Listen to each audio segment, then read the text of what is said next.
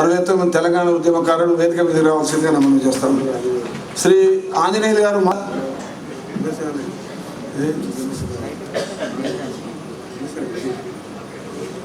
శ్రీ ఇంద్రశేఖర్ రెడ్డి గారు వేదిక మీదకి రావాల్సిందిగానే మనం చేస్తున్నాం. ప్రొఫెసర్ శశిరావు వచ్చారా? చొక్కారామయ్య గారు ఎమ్మెల్సీ గారు దయచేసి వేదిక మీద రావాల్సిందిగా మనం చేస్తా ఉన్నా. మాజీ శాసన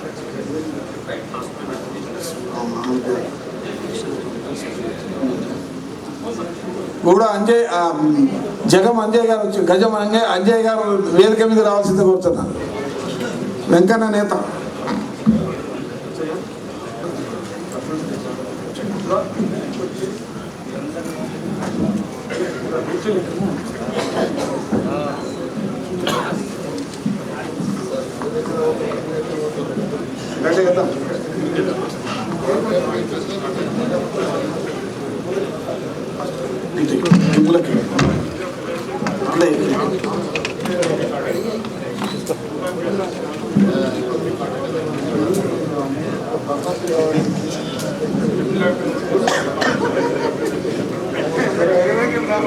ఆనంద్ భాస్కర్ గారు రాజ్యసభ సభ్యులు, వారు మాజీ జర్నలిస్టుగా మనందరికీ కూడా తెలుసు.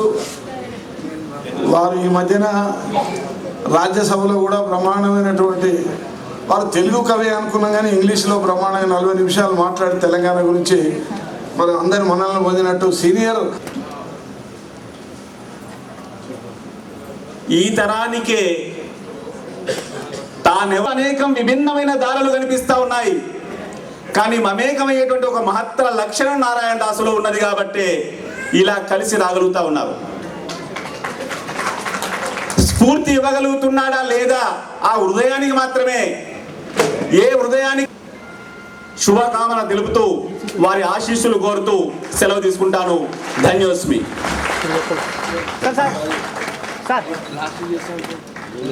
ఇప్పుడు పెద్దలు సిహెచ్ నారాయణ దాస్ గారి గురించి మాట్లాడాలంటే మొత్తం సమయం నాకే కావాలి, న్యాయానికి నాకే ఇవ్వాల్సి ఉంటుంది. చాలా సన్నిహితంగా ఉన్న రోజులు ఒకసారి నెమరు వేసుకుంటే సమయం సరిపోదు. కానీ 2-3 విషయాలు చెప్పి మాత్రమే నేను ముగిస్తాను. జయప్రకాష్ నారాయణ గారి చిత్రపటం ఉంది ఇక్కడ. ఈ మధ్యనే విజయవాడలో రాష్ట్రీయ స్వయం సేవక సంఘ సమావేశం జరిగింది. అందులో మోహన్ భాగవత్ గారు మాట్లాడుతూ ఎంఎన్ రాయ్ గురించి చెప్పడం జరిగింది. చాలామంది ఏమనుకుంటారంటే ఆర్ఎస్ఎస్ ఏంది, ఎంఎన్ రాయ్ గారు ఏంది అనుకుంటారు. దానికి ఒక ప్రత్యర్థంగా ఉండేటువంటి ఒక ఫిలాసఫీని పండిత దీన్ దయాళ్ ఉపాధ్యాయ గారు ఏకాత్మ మానవతావాదాన్ని మనకి ఇచ్చినారని మనం చెప్పుకుంటాం. ఇవన్నీ ఏదన్నా తాత్విక చింతనకు సంబంధించి చెప్పి నేను మిమ్మల్ని విసిగించా. అయితే ఇంతకుముందు మిత్రులు చెప్పినారు, ఉస్మానియా యూనివర్సిటీలో విద్యార్థి జీవితంలో డబ్బులు లేక సతమతం అవుతున్నప్పుడు గడియారాలు కానీ స్కూటర్లు కానీ కుదువబెట్టిన సంగతులు అని కూడా చెప్పేసినారు. ప్రధానంగా నాకు స్ఫూర్తిదాయకంగా ఉన్నటువంటి రామారావు గారు, వి రామారావు గారు ఎమ్మెల్సీగా ఉండి గవర్నర్గా ఉన్నటువంటి పెద్దలు, వీరు స్కూటర్ అప్పుడప్పుడు నాకు ఇచ్చేది వారు. దాని తర్వాత ఇక్కడ చాలా మిత్రులు కనబడుతున్నారు. సిహెచ్ బాలకృష్ణరావు గారు, రాఘవరెడ్డి గారు రిటైర్డ్ పోలీస్ ఆఫీసర్ గారు, ఇంకా చాలామంది వెనుక మీద ఉన్నారు. యాదరెడ్డి గారు, శ్రీధర్ రెడ్డి గారు, చాలామంది ఉన్నారు. నేను ఎక్కువ రోజులు నారాయణ దాస్ గారితో ఉండే అవకాశం కలిగేది. నేను ఈనాడు ప్రధానంగా చెప్పేది, మనం సెక్యులరిజం గురించి అన్ని మతాలు కలిసి ఉండాలి, కులాలు కలిసి ఉండాలి. అయితే డాక్టర్ రామన్న గారి సమావేశం ఉండడం చాలా సంతోషకరమైన విషయం. సత్యనారాయణ రెడ్డి గారు చనిపోయినారు, ఆచార్య గారు చనిపోయినారు. మేమందరం కలిసి ఉండి మాట్లాడుకునేది. ఇంత కులాలు డిఫరెంట్ అయినా కూడా కరపత్రాలన్నీ జమ చేయడానికి వాళ్ళని పెట్టుకున్నాం, కానీ పెట్టుకుంటే మన డబ్బులు బచాయిస్తానేటువంటి ఒక స్లోగన్ ఇచ్చేవాడని. ఎవరు ఆయన దగ్గరికి డబ్బులతో వచ్చినా ఇమీడియట్గా ఆయన పాకెట్లో చేయబెట్టడం అంతే. వాడు కూడా ఏమనుకోపోయేది, ఉన్నప్పుడు డబ్బులు ఇచ్చేది, ఇచ్చిన డబ్బులు వెంటనే మిగతా లేని వాళ్ళకి ఇచ్చేటువంటి ఒక సామాజిక న్యాయాన్ని అప్పుడే ఆయన చెప్పడం జరిగింది. రేపు కలిసి చనిపోవాలనేటువంటి కోరిక మాత్రమే ఉంటుంది నాటువంటి వారికి. మధ్యన రాజకీయంగానే మిగతా వేరువేరుగా ఉన్నప్పటికీ కూడా ఆ భావనతోనే మేము ఎప్పుడుకున్నాం. కానీ ఫిలాసఫీ థాట్ అనేది చిన్నప్పుడు నేర్చుకున్నటువంటి భావన. నారాయణ దాస్ గారికి జ్ఞాపకం ఉందో లేదో కానీ మేము ఒకసారి యాత్రకు వెళ్ళిపోయినాం. డబ్బు లేకపోతే అప్పుడు లా కాలేజ్ అధ్యక్షుడిగా ఉన్నా నేను. మాకు హాఫ్ డే కన్సెషన్ ఉండేది. అవి తీసుకుని మేము ఇద్దరం మొత్తం తీర్థయాత్ర తిరిగినప్పుడు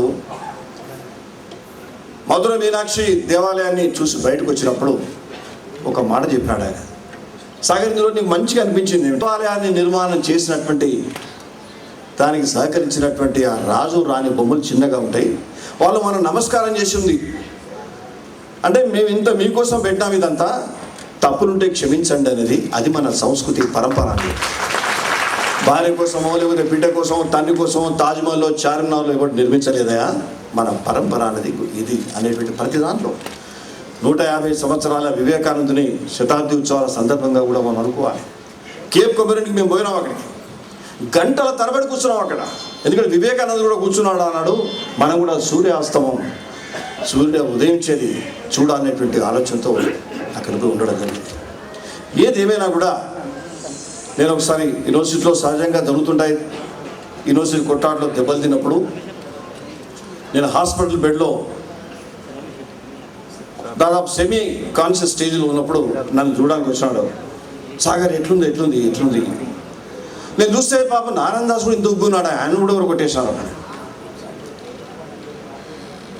వీళ్ళందరినీ చూసిన తర్వాత మా అన్నగారు వచ్చినారు, సిహెచ్ రాజేశ్వరరావు గారు. నేను ముగిస్తాను ఈ విషయం చెప్పి. సిహెచ్ రాజేశ్వరరావు స్వాతంత్ర సమరయోధుడు, కాకలు తీరిన కమ్యూనిస్టు నాయకుడు. ఆయన నన్ను చూసి బాగా ఏడ్చినాడు. ఆయన నేను అనుకున్న సరే కమ్యూనిస్టులో కూడా కన్నీరు ఉంటుందా అనేటువంటి సమస్య వచ్చి నాకు ఆ హాస్పిటల్ ఉన్నప్పటికి కూడా అటువంటి భావం మాకు. ఇవన్నీ కూడా తర్వాత ఆయన స్వీయ చరిత్రలో రాజేశ్వరరావు గారు మన భారతదేశంలో ఒక విషయం నారాయణ దాస్ గారు మేము మొదలు కలిసినప్పుడు అసలు దేవుడు ఉన్నాడా లేదా అన్న దానిపైన చర్చలు గంటల తరబడి రోజుల తరబడి చేయించేది ఆయననే. మన షడ్ దర్శనాల గురించి ఈ ఫిలాసఫికల్ చాలా విషయం. ఇప్పుడు మన సెంట్రల్ మినిస్టర్ జయపాల్ రెడ్డి గారు అనివార్య కారణాల వల్ల ఆరోగ్యం బాగలేనందువల్ల వారు రాలేకపోయారు. వారు సందేశాన్ని పంపారు. వారి సందేశాన్ని సిద్ధయ్య గారు చెబుతారు. పి నరసింహారెడ్డి గారు మన ఏపీసీసీ ఉపాధ్యక్షుడు, జనరల్ సెక్రటరీ, సీనియర్ అడ్వకేటు, వారు చదువుతారు.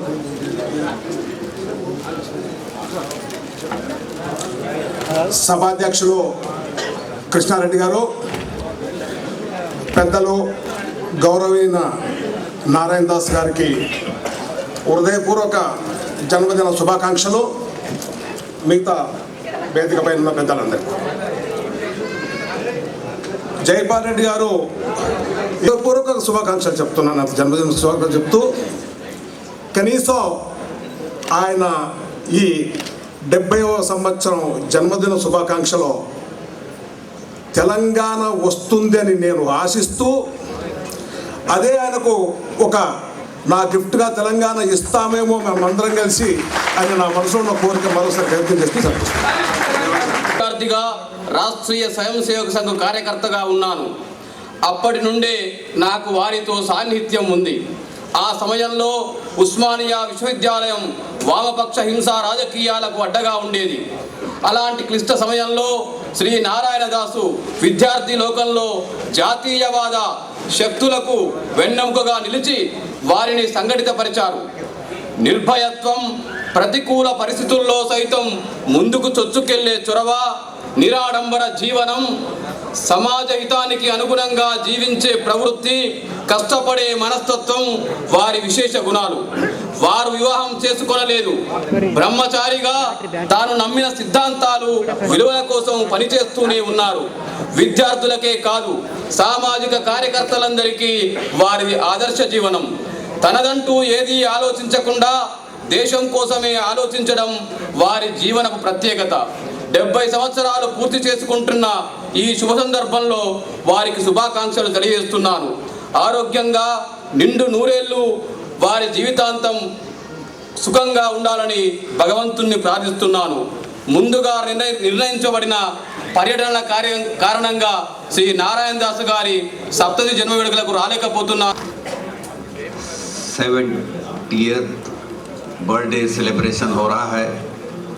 वो मेरे से ज़्यादा बड़े छोटे नहीं हैं, बल्कि ज़्यादा बड़े नहीं हैं, लेकिन मैं आपको बताऊं कि मैं और सूरी न्यू साइंस कॉलेज में इलेक्शन जीतने के बाद में यूनिवर्सिटी के चक्कर लगा रहे थे और यूनिवर्सिटी इलेक्शन में मैं लड़ना चाह रहा था।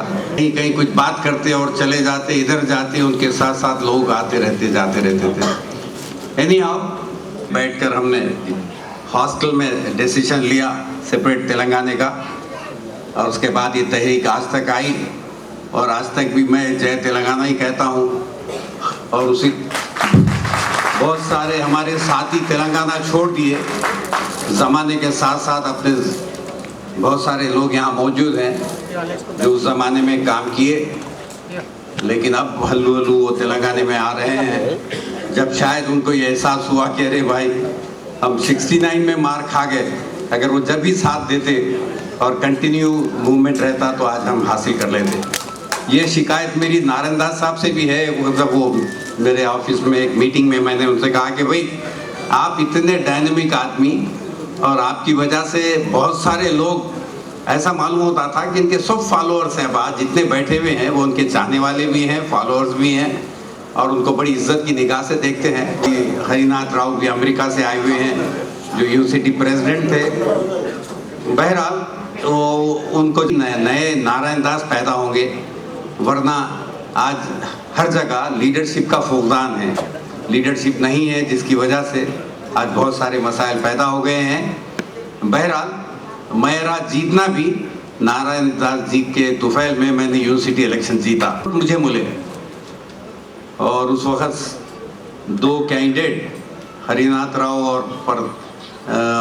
और एक रेड्डी हमारे साथ ही थे, वो दोनों वोट बराबर लिए, लेकिन मुझे बड़ी खुशी हुई।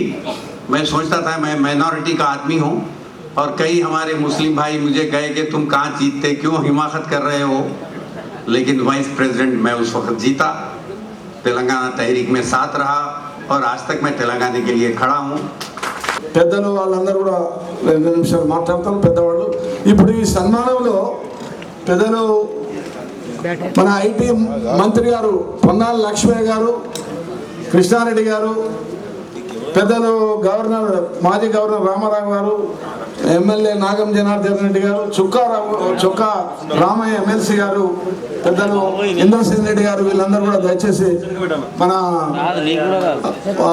బండారు దత్తాత్రేయ మాజీ కేంద్ర మంత్రులు దయచేసి మీరు పాఠశాల అభ్యసించిన ఆ తర్వాత 3 సంవత్సరాలు 1963 వరకు ఆర్ట్స్ కళాశాల 1964లో ఉస్మానియా యూనివర్సిటీలో చేరి ఎంఏ హిందీ పట్టభద్రులైన విద్యార్థి నేత, ఉద్యమ నాయకుడు.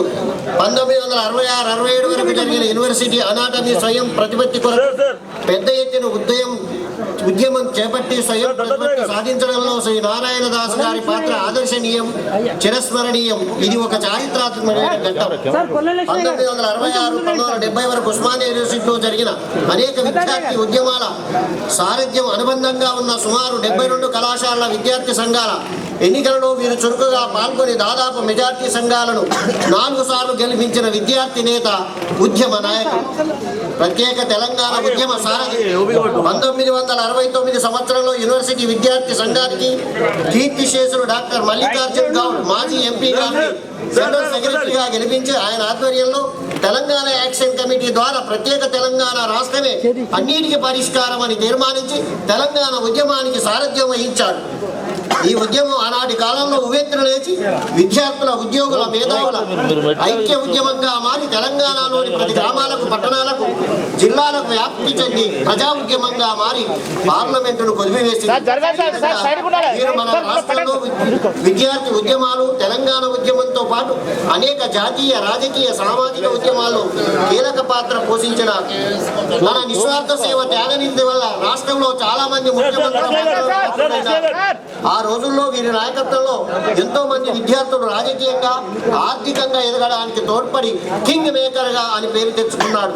శ్రేయశీలి, దేశభక్తుడు, నిస్వార్థ త్యాగ నిరతి కలిసి పనిచేసిన అనేక మంది స్నేహితులు వీరి స్ఫూర్తిని పొంది ఉన్నత స్థాయికి ఎదిగి సమాజంలో పారిశ్రామికవేత్తలుగా, విద్యావేత్తలుగా మరియు ఉద్యోగ రాజకీయ రంగాలలో పేరు ప్రతిష్టలు తెచ్చుకొని అనేక మంది స్వదేశంలోను విదేశాల్లోనూ స్థిరపడ్డారు. విద్యార్థి దశలో రాష్ట్రీయ స్వయం సేవక సంఘ కార్యకర్తగా జీవితాన్ని ఆరంభించి అదే ఆదర్శంతో వైవాహిక జీవితానికి దూరంగా ఉంటూ నేటి వరకు బ్రహ్మచారిగా ఉండి ప్రజాసేవకు జీవితాన్ని అంకితం చేసిన శ్రేయసి సేవా తత్పరుడు, పద్మశాలి కుల బాంధవుడు మన నారాయణ దాస్ గారు. వీరి జీవితంలో ఎన్ని అవాంతరాలు ఎదురైనా ప్రాణాలు ఎదురొడ్డి ధైర్య సాహసాలతో తన ఆశయ సాధనకై నిరంతరం పోరాడిన ప్రియతమ నాయకుడు నారాయణ దాస్. ఎమర్జెన్సీ రోజులలో 8 నెలలు 15 రోజులు ఉండి మొరార్జీ దేశాయ్ ప్రధానమంత్రి అయిన తర్వాత విడుదలైన దేశభక్తుడు, నిరంతర పోరాట త్యాగశీలి, నిస్వార్థ సేవకుడు, నిరాడంబరుడు, బ్రహ్మచారి, మనందరి ఆశాజ్యోతి ఆయన. వీరి ఆశయాలకు వెలుగులు నిరంతరము నేటి తరానికి ఒక స్ఫూర్తిని అందించుటకు అనేక సామాజిక సంక్షేమ కార్యక్రమాలు చేపట్టి బడుగు బలహీన వర్గాల అభివృద్ధికి సేవలందించు సద్భావనతో వీరి పేరును ఒక ట్రస్ట్ ఏర్పాటు చేయాలనే సంకల్పంతో వీరి 70 వసంతాలు నిండిన సందర్భంగా జన్మదిన వేడుకలు ఘనంగా జరుపుకోబడుతున్నవి. ఈ శుభ 70 వసంతాల జన్మదిన వేడుకల తర్వాత దయచేసి వచ్చిన వాళ్ళందరూ అందరూ కూడా దిగాల్సిందిగా మనవి చేస్తా ఉన్నా. ఇప్పుడు మా మిత్రుడు ఇంద్రసేన్ రెడ్డి గారిని మాజీ శాసనసభ్యుడు మాట్లాడవలసిందిగా. సీనియర్లు లాస్ట్ అండి, మీరు జూనియర్లు. ఇప్పుడు శ్రీ ఇంద్రసేన్ రెడ్డి గారు మాజీ